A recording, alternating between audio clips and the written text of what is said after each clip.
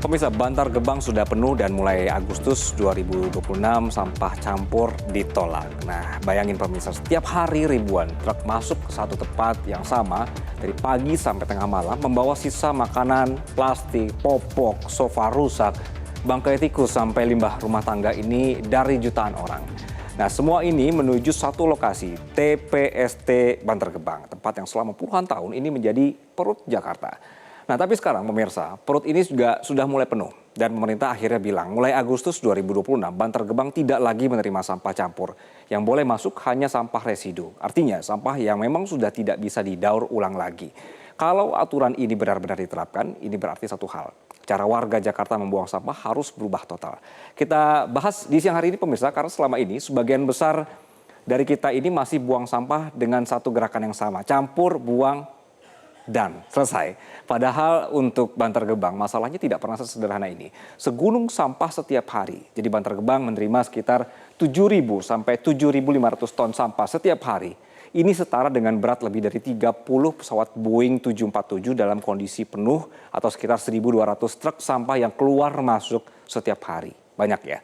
Dan angka ini terus naik dari tahun ke tahun. Pada akhir 1980-an volume sampah yang masuk ini masih jauh lebih kecil dibandingkan hari ini.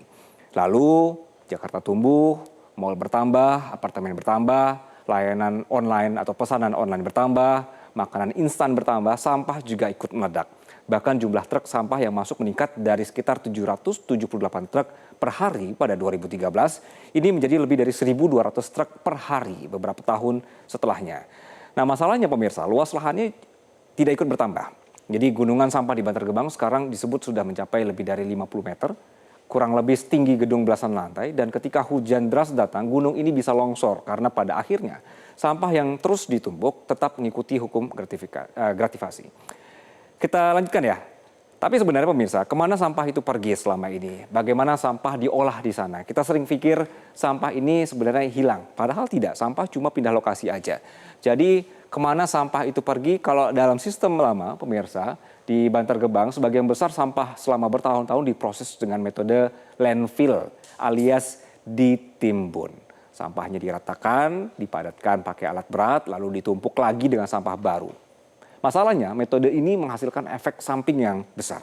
Karena sampah organik, terutama sisa makanan, akan membusuk tanpa oksigen, dan proses ini menghasilkan gas metana, gas yang tidak berwarna tapi sangat berbahaya.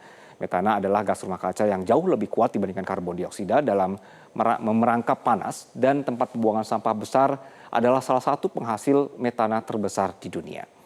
Untuk Bantar Gebang, produksi gas ini terus terjadi dalam jumlah besar karena komposisi sampah didominasi limbah makanan dan organik. Jadi gas ini bisa menyebabkan bau menyengat, polusi udara, resiko kebakaran, bahkan ledakan kalau terakumulasi.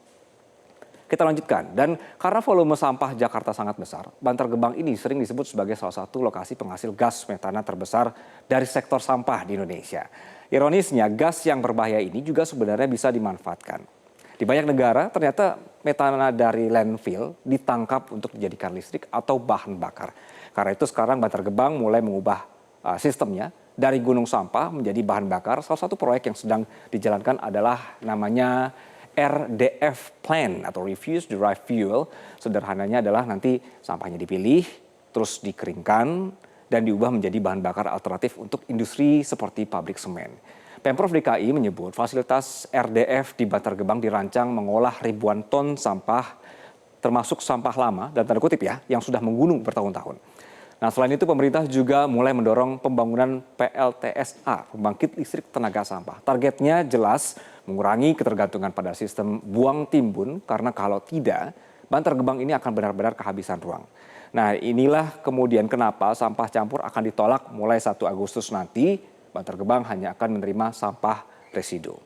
Artinya pemirsa, sampah organik harus dipisah dari rumah mulai Agustus nanti. Ini kita harus belajar ya, dipaksa belajar sebenarnya.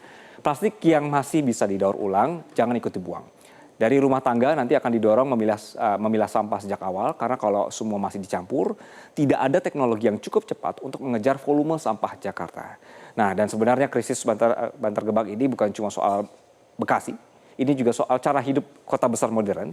Kita membeli lebih banyak, mengonsumsi lebih cepat, menghasilkan lebih banyak sampah.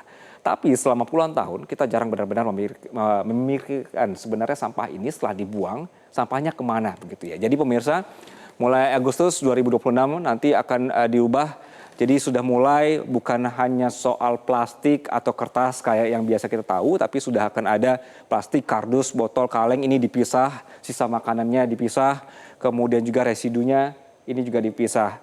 Dan kalau kita bisa bergeser ke sebelah sini untuk organik, nanti tidak langsung atau sampah organik tidak lagi langsung, sampah organik akan diarahkan untuk dijadikan kompos, kemudian juga untuk maggot, kemudian juga biodigester dan pengolahan energi dan gas metana. Jadi diharapkan benar-benar nanti dipisah pengolahan ini dan bisa mengurai pengolahan atau juga cara sistem pengolahan sampah yang baru. Bantar Gebang pemirsa memang mulai penuh, tapi justru dari krisis ini Jakarta mulai dipaksa untuk berubah dari sekedar buang dan timbun sampah menjadi memilah dan mengolahnya kembali. Teknologi RDF mulai dibangun, gas metana juga mulai dimanfaatkan dan sampah perlahan mulai dilihat sebagai sumber energi. Karena masa depan kota besar bukan ditentukan oleh seberapa cepat membuang sampahnya, tapi seberapa cerdas untuk mengolahnya. Setuju ya? Kita setuju. Jelajahi cara baru mendapatkan informasi. Download Metro TV Extend sekarang.